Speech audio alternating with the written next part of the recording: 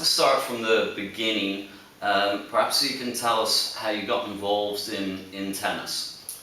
Thanks, Richie. Nice to be here with you. I started as the youngest of four kids who all played tennis, and my dad, who had been a Gaelic footballer, loved tennis as well, and coached us. So we were out there playing right from the start. At what age did you start playing professional events? I know you were a former Irish #1 junior.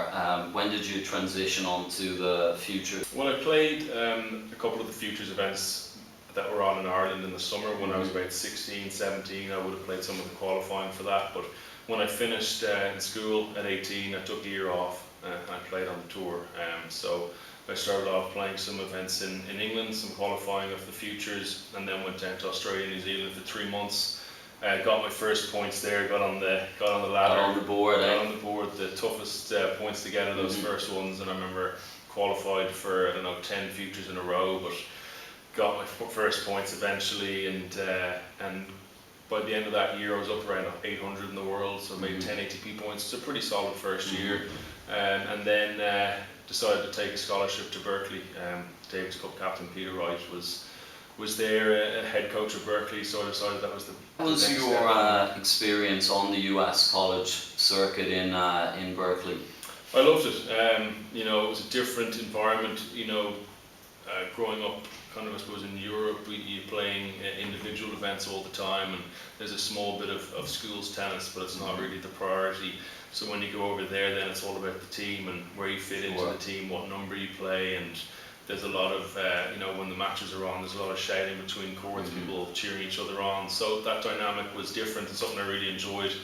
And I loved it there, and I got the chance to train under Wayne Ferreira, who was living nearby, and his last 2 years on the tour were my first 2 years in Berkeley. And then when he finished, he helped me out there, trained me up a little bit when he was finished on the tour. So between himself and Peter Wright, you know, I had a great tennis education. What was the transition like from going on the college circuit to the men's professional tour? How difficult was that? Well, I think college tennis made it a little bit easier, and that I was ranked in the top 5, top 10 in college tennis, so I knew that, you know, I had a pretty good chance of at least cracking, say, 300, 350. Whereas if I'd gone straight out, I wouldn't have maybe had a bet, and it was good an idea on where I stacked up. So having that college ranking and that college experience, I think, helped me make the transition. So I got up to about 450, you know, in a few months. I think kind of having the confidence and the match practice that college tennis gave me, so it made the transition. Now, can you tell us about some of the training sessions you've had with Andy Murray and Pete Sampras? Well, yeah, they're amazing, you know, experiences, and I practiced with Pete Sampras in Los Angeles after I was playing a tournament over there, and I got to practice with him there at UCLA. He had been retired and was going down to I think a Champions event down in Brazil, but it was a great practice, and you know, he's obviously an idol of mine growing up. He was the dominant player when I was sort of a young tennis player, so it was amazing. And then to practice with Andy Murray when he was you know, it was probably about 3 years ago now, so he would have been still top 5 in the world. It was an incredible experience as well, and I learned a lot from those hits.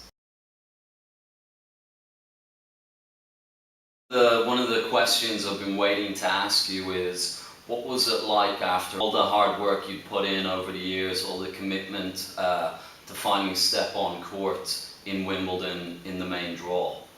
Yeah, it was amazing. You know, that's I suppose for any tennis player, that's where you want to be. So yeah, it was a great experience, and had loads of friends and family around. So when I walked out, the whole you know, side facing me there when I sat down. All the lads were there. All the lads, and you know, my family and stuff. So it was great. People could jump on a flight and get over and watch me at short notice. And yeah, so it was an incredible experience, and the crowd for the whole match.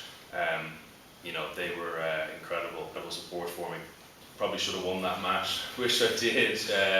Still think about it, but you know, still it was an amazing experience. I was up with double break in the 5th, and couldn't close it out. But you know, still the reaction I got after the match, and it's huge. The fact that I played well, you know, and I put myself in a position to win. So you know, it was still a great experience, and qualifying, the last round of qualifying, getting that match point and getting over the line there was a great experience. So it was a great summer going on to US Open then as well.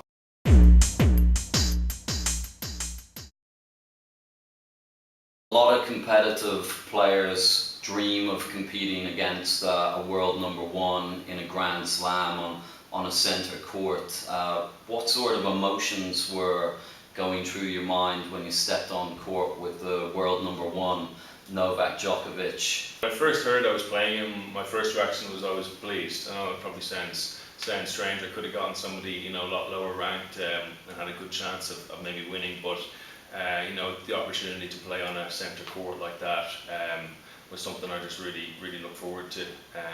Fortunately, I got ill and had food poisoning 2 days before the match and was very sick going out onto court, so I couldn't do myself justice, and I was disappointed I couldn't enjoy the build-up, the whole lead up, the qualifying, getting out there, the aftermath was still a great experience for me. And now I remember actually watching the first set of your match against Djokovic. Now what was it like hitting against and playing against Djokovic? The thing that I noticed the most was the quality of his returns, the depth of his returns. He kind of run the back foot straight away, and his depth off the ground as well. Something you see on TV as well with him. Just the quality of his ball off the ground is so good. It's so penetrating. It's something that I felt when I was hitting with Murray and Sampras as well. Just how much the ball came through the court, just took time away from you. And I suppose with a guy like Djokovic, he can beat you a couple of different ways. You're not going to grind him. He's very hard to get the ball past, and he can certainly pull the trigger and get the ball past you. So it was a great experience playing somebody like that.